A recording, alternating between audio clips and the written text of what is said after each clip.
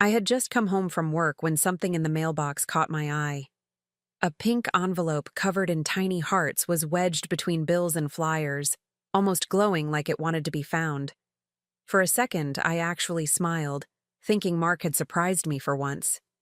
But the smile slipped the moment I recognized his handwriting, the familiar loop of the M I'd seen on birthday cards and grocery lists for years. My stomach tightened before I even touched it. Something felt wrong, like my body understood the truth before my mind did. When I read the name on the front, my heart dropped so fast it felt physical. To Isabella. From Mark. His name, surrounded by a red heart, addressed to a woman I had never heard of. I stared at the envelope, my fingers going cold, my wedding ring suddenly heavy on my hand. I whispered the name, barely able to get it out. Isabella. Who was she? Why was my husband writing Valentines to someone who wasn't me? A tremor ran through me as fear mixed with something darker. Part of me wanted to put it back, close the mailbox, and pretend none of this existed. But pain doesn't let you retreat. It pushes you forward, even when you're shaking. I tore open the envelope with a desperation I didn't recognize in myself. Inside was a romantic card dripping with affection, the kind I used to dream he'd give me someday. My love, these last few months with you have been the happiest of my life. Tonight will be unforgettable. The words blurred through my tears, each one carving a new wound. My husband wrote a Valentine, just not for me. And in that moment, something inside me shifted, hinting that whatever came next wouldn't be gentle. My hands were trembling as I stood in the entryway, still holding the card like it might burn me. The house felt too quiet, too still, as though it was waiting for my reaction. I kept reading the words inside, hoping they might rearrange themselves into something harmless, something explainable. But there was no misunderstanding a message like that. My love. The happiest months of my life. Tonight will be unforgettable. Each phrase felt like a slap from someone I thought I knew. I sank onto the couch, clutching the card, my breath coming in short, uneven bursts.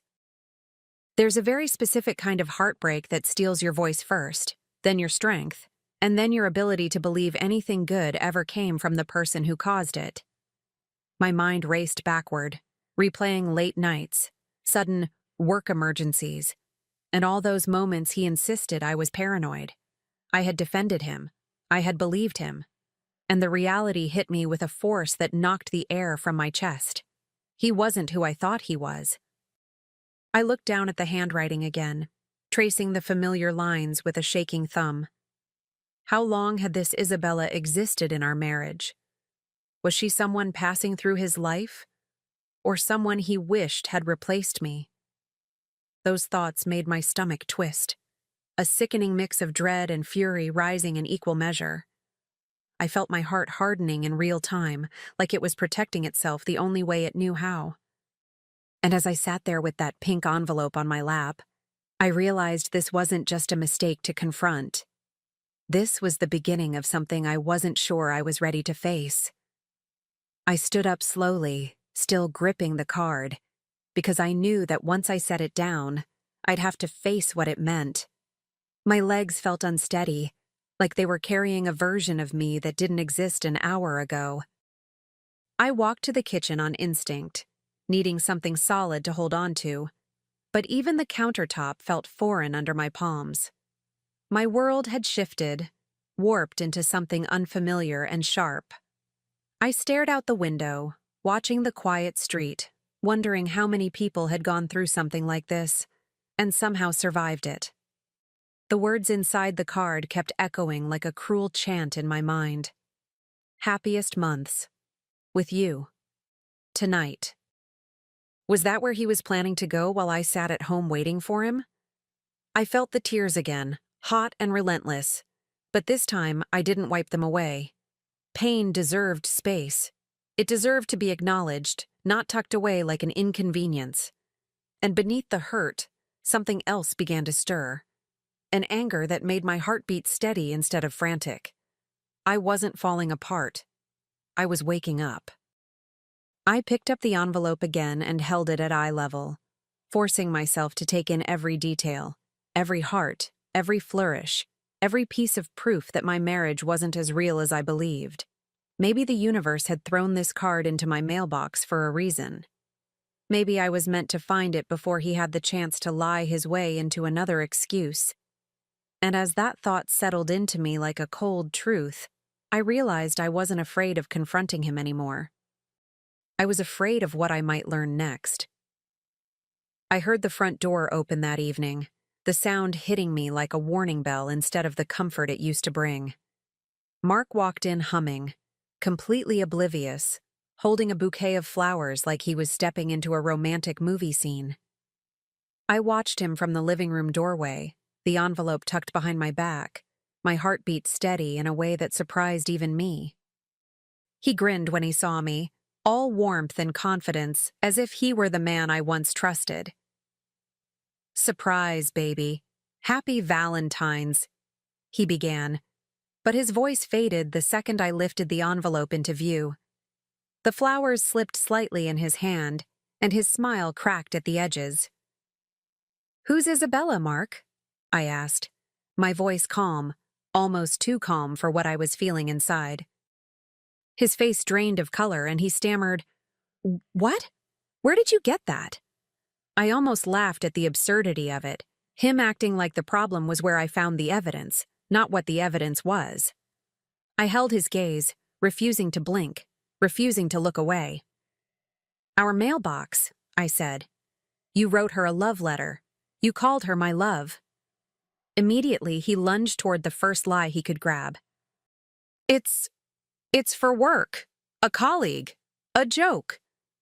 Hearing him say that made something inside me snap cleanly, like a wire pulled too tight. "A joke?" I repeated. "You write love letters to coworkers? Is that the joke, Mark?" He scoffed, rolled his eyes, snapped back with that familiar tone he used whenever he wanted me to doubt myself.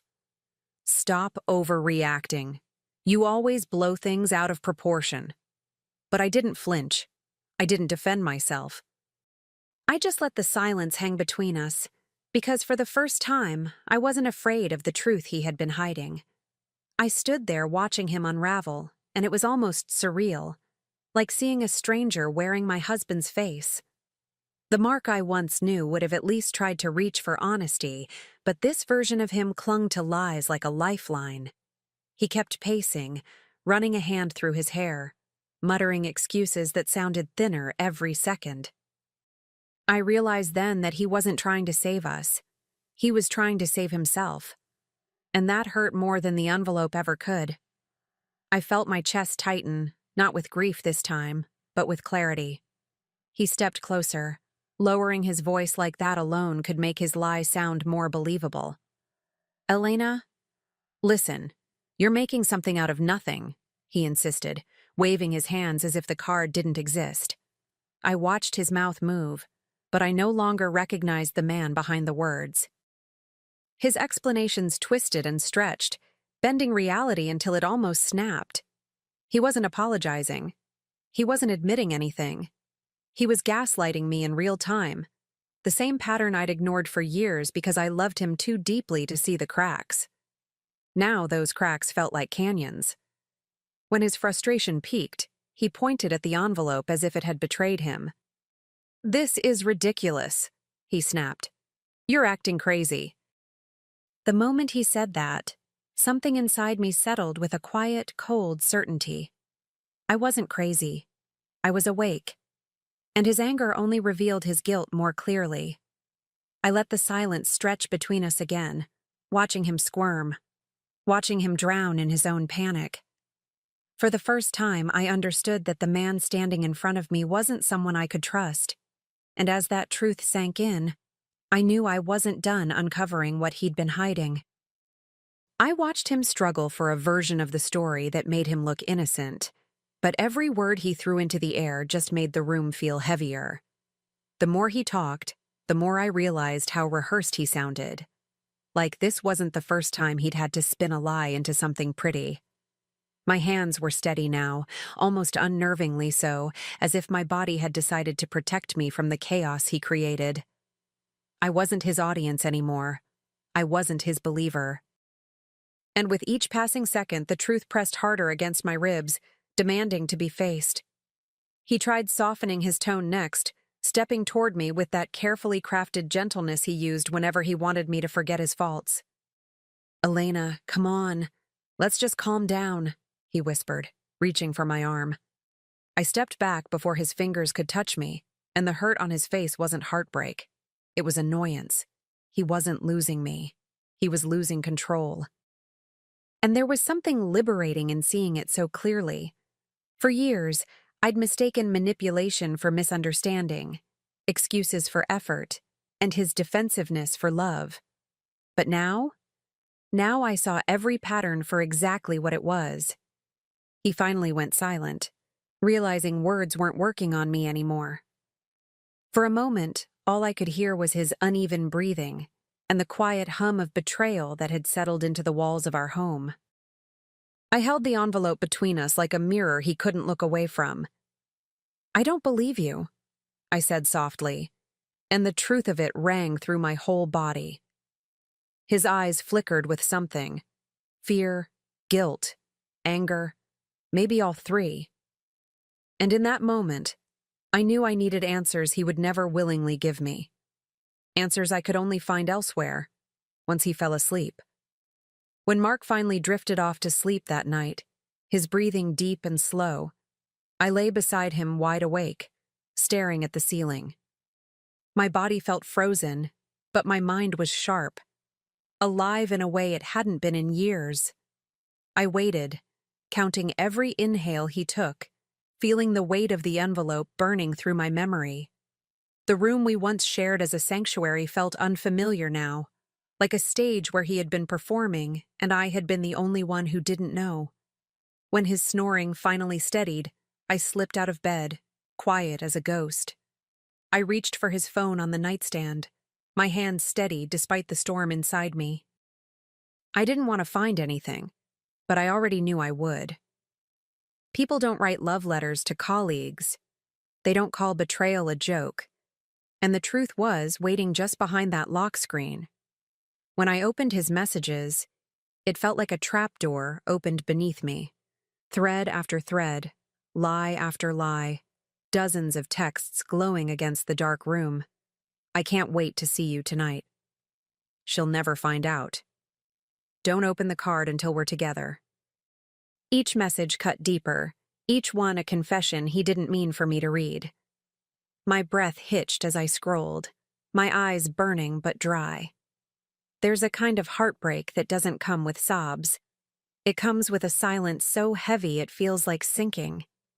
I murmured to myself, barely audible, months of lies, while I was here cooking, loving you, defending you." My thumb hovered over a message that mentioned the name again, Isabella. And then I saw where she worked, a downtown restaurant. The same restaurant Mark had always claimed to hate. My stomach tightened, but this time it wasn't just pain. It was something fiercer, hotter, something that felt like the beginning of a line he didn't know I was about to cross. I kept scrolling, each message adding weight to a truth I could no longer ignore. There were photos too, nothing explicit, but intimate enough to make my chest ache. A picture of their hands intertwined across a table. A blurry shot of a wine glass she must have sent him. A selfie of her smiling, the kind of smile a woman gives a man she trusts. Seeing those images felt like being punched in places I didn't know a heart could bruise. And the worst part? None of it surprised me anymore. Betrayal always leaves breadcrumbs. I had just never wanted to follow them.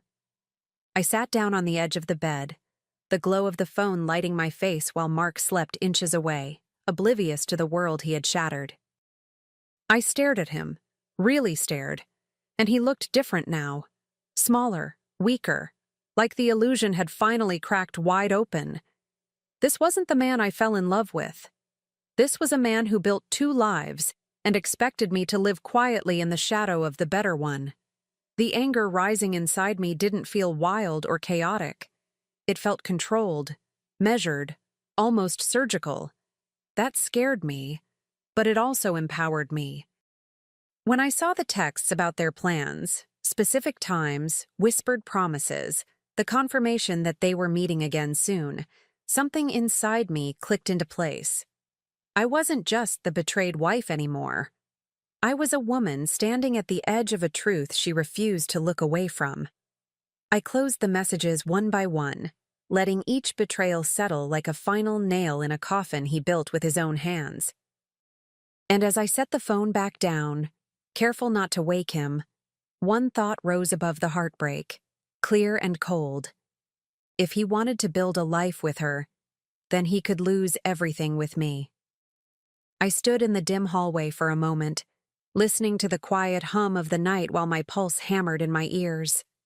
The house felt different now, colder, heavier, as if it finally revealed the secrets it had been forced to hold.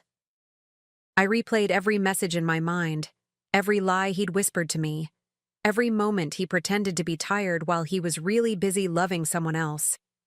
The version of me who trusted him without hesitation felt far away, almost like a stranger I used to know. And maybe she needed to disappear for who I was becoming to take her place. I walked to the bathroom and splashed water on my face, watching the reflection staring back at me. My eyes were red, but not from crying. They were sharp. Awake. There's a moment in betrayal where pain stops being something that crushes you and becomes something that shapes you instead. That's where I was standing, right on the edge of that shift. I thought of Isabella, of the restaurant downtown, of the lies Mark fed both of us. And for the first time since picking up that envelope, I felt the weight of fear lift from my shoulders. As I wiped my face with a towel, a cold whisper formed on my lips before I even realized I was speaking. "You chose her? Fine. Let's end both of you tonight." The sound of my own voice startled me, steady and determined in a way it had never been. I wasn't thinking of revenge as drama or fury. I was thinking of truth, accountability, exposure. If Mark could build a double life, then I could shatter it. And with that thought anchoring me, my next step seemed obvious. I knew exactly where I had to go. The next evening, I drove to the restaurant with my heart steady and my hands cold on the steering wheel. The city lights blurred past me, but my mind was clear, sharp enough to cut through every lie Mark had told. I parked across the street, watching couples walk inside, laughing, unaware of the storm I was carrying with me. I knew he didn't expect me. Men like Mark never imagine the wife they underestimate will be the one to expose them. I took a deep breath, smoothed my jacket, and stepped out of the car, feeling the weight of the pink envelope tucked inside my bag. Inside the restaurant, the scent of roasted garlic and warm bread wrapped around me, a cruel contrast to the cold purpose in my chest. Candlelight flickered across tables filled with smiling faces. And then I saw him. Mark sat at a cozy, romantic table, 2 wine glasses, a candle between them, and Isabella's hand resting comfortably in his. She laughed at something he said, and I felt my jaw tighten, not from jealousy, but from the insult of his carelessness. He didn't even look over his shoulder. He was that sure I'd stay in the dark. I walked toward them slowly, each step grounding me, strengthening me. The moment Mark looked up and recognized me, his entire body jolted like he'd seen a ghost. The blood drained from his face, and he shot to his feet so fast his chair scraped loudly against the floor. "Elena, what are you doing here?" he choked out. Isabella's smile faltered, confusion turning into unease. I felt an unexpected calm settle over me as I reached into my bag and pulled out the envelope. "Delivering your Valentine's card," I said, meeting both of their eyes. "You left it in the wrong mailbox." Mark's mouth opened and closed like he was searching for a lie quick enough to save him, but nothing came out. Isabella turned to him, her face draining of color as the pieces snapped together. Mark, you said you were separated, she whispered, her voice trembling just enough to expose how deeply she'd believed him. I watched his panic rise in real time, watched the man who always controlled every narrative suddenly lose his grip on all of them at once. And for the first time, I felt the power shift in my favor. I wasn't the wounded wife anymore. I was the truth he could no longer outrun. He stepped toward me, hands up as if I were the one causing chaos in his perfectly planned evening. "Elena, please, let's talk outside. Not here," he hissed under his breath, trying to plaster on a fake, polite smile for the nearby tables. But I didn't move. I didn't lower my voice. I wasn't going to help him save face. "No need," I said brightly, turning just enough so the nearest diners could hear. "Everyone here should know who you really are. A liar with terrible handwriting." Gasps rippled through the room. Forks paused midair. Conversations froze. His humiliation spread across his face like fire. Isabella pulled her hand away from him slowly, as though touching him had suddenly become dangerous. "You lied to me," she whispered, each syllable sharp enough to cut. Mark reached for her, then for me, torn between the life he'd built in secret and the one he'd shattered in public.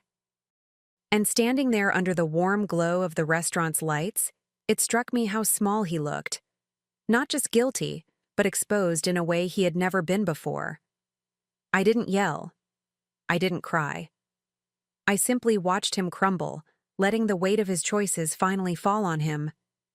And deep inside, a quiet certainty told me this moment was just the beginning. Mark kept glancing around the restaurant, desperate for an exit that didn't exist. Every pair of eyes on him made his shoulders inch higher, his confidence shrinking with each second. I could almost see the gears turning in his head. How to spin this, how to blame me, how to salvage whatever fantasy he'd built with Isabella. But there was no strategy left for him. Not here. Not with both of us standing in the same room, holding the truth he thought he'd buried. I watched him swallow hard, as though the lies were finally too thick to breathe through. A server stepped back from our table, unsure whether to intervene or run, and that awkward shuffle only amplified the tension. I kept my voice steady, my spine straight, refusing to give him even a sliver of control. "You told her you were separated," I said calmly, looking at Isabella. "Is that what he said the first time he kissed you? Or just when he needed to explain why he still went home every night?" Mark reached for the back of his neck, rubbing it the way he always did when he was cornered. But there was no door, no story, no escape big enough for this. As the silence grew heavier, I felt something inside me settle, like the final puzzle piece had snapped into place. I wasn't here to rage or to fight. I was here to reveal. To expose the man he'd become in the dark while pretending to love me in the light.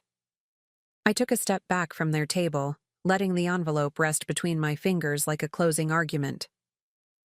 "Enjoy the rest of your evening," I said softly. "It's the last one you'll ever spend with me in your life." And as I turned toward the exit, I knew exactly what awaited me next, a reckoning he could no longer avoid. The next morning, the house felt strangely calm, as if it were finally breathing after holding its breath for too long. I woke up alone, something that should have hurt, but instead felt like relief brushing against my skin. The pink envelope sat on the kitchen counter where I'd left it, a reminder of where everything unraveled. I made myself coffee, the simple act grounding me, marking the first moment in months that belonged entirely to me. And while the bitterness filled the air, I realized I didn't miss him. Not even a little. I was packing his suitcase when I heard the front door open. Mark walked in, looking as though he hadn't slept, his face pale, his eyes frantic. "Elena," he said, breathless. "I made a mistake. Don't throw everything away." I paused, my hand hovering over one of his shirts, and looked at him with a clarity that felt like armor. For years I had begged for honesty, for effort, for respect.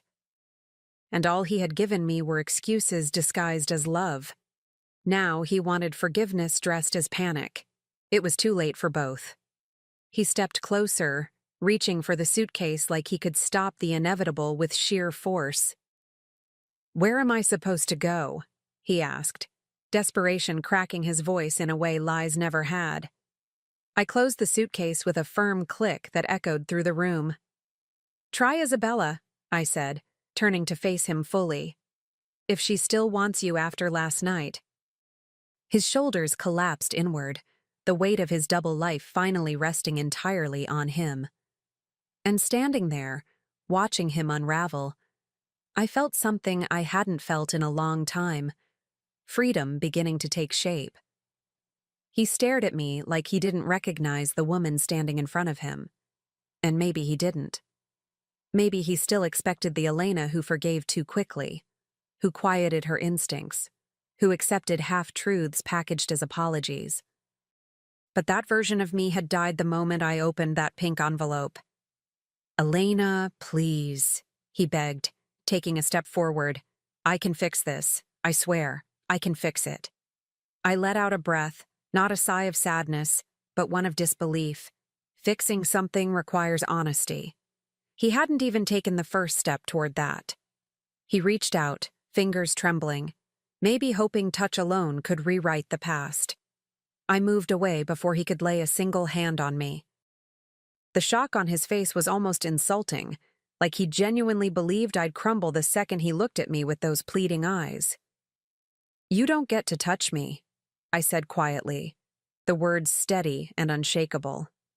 It felt powerful to say them, to mean them. For so long, I let him define the rhythm of our marriage. Now, I finally felt the rhythm of my own voice returning. He swallowed hard, leaning against the wall as if the truth was too heavy to stand under. "I messed up," he whispered. "I know I did, but don't throw away our life over one mistake." The audacity of that line almost made me laugh. One mistake? Months of betrayal. A second Valentine's Day with another woman. Lies crafted so beautifully he probably believed them himself. I didn't argue with him. I didn't need to. I only looked him in the eyes, letting him see what his choices had turned me into. A woman who wasn't asking for answers anymore. A woman who was done. He tried again, his voice cracking as he reached for one last scrap of control. "Elena, we can start over. I'll do better. I'll change." I didn't answer right away. I just zipped the suitcase and pushed it toward him, the wheels rolling across the floor like a final verdict. "Love letters have consequences, Mark," I said, my voice low but steady. "You wrote one to someone who wasn't your wife. That was your choice. This is mine." He blinked rapidly, guilt and panic colliding behind his eyes, but I felt nothing. No pity. No sorrow. Just closure. He hovered in the doorway, suitcase in hand, as if waiting for me to break and tell him to stay. But I stood still, arms crossed, my heart strangely calm. When he stepped forward like he might hug me, I moved aside, and he froze. That hesitation, his shock at my refusal, told me everything about the marriage I had been living in. He only valued what he thought he couldn't lose. Now he'd lost it. "Get out of my house," I said softly, not out of anger, but out of finality, a line drawn, permanent and clean. He walked out with nothing but the humiliation he'd earned, leaving behind a silence that felt almost sacred. I closed the door, locked it, and leaned against it, letting the weight of everything slip from my shoulders. Then I did something small but revolutionary. I bought myself flowers. Bright ones. Ones he never would have chosen. I set them on my table, poured myself a glass of wine, and felt the first breath of a new beginning settle in my chest. My revenge wasn't loud, it wasn't dramatic, it was freedom, and it was finally mine.